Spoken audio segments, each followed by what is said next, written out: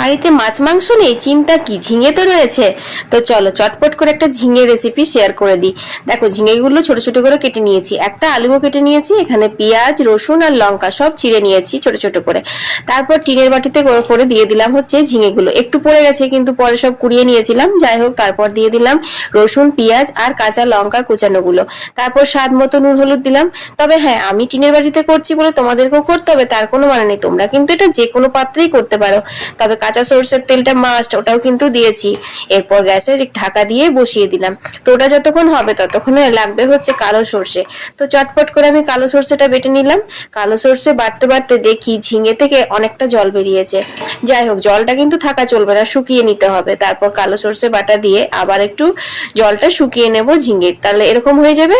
আর আজকে দুপুরে মুসুর ডাল হয়েছিল, মাছের ডিমের পকোড়া হয়েছিল, আলু সেদ্ধ হয়েছিল আর মাছের ডিমের কালিয়া। এই রেসিপিটা লাইভ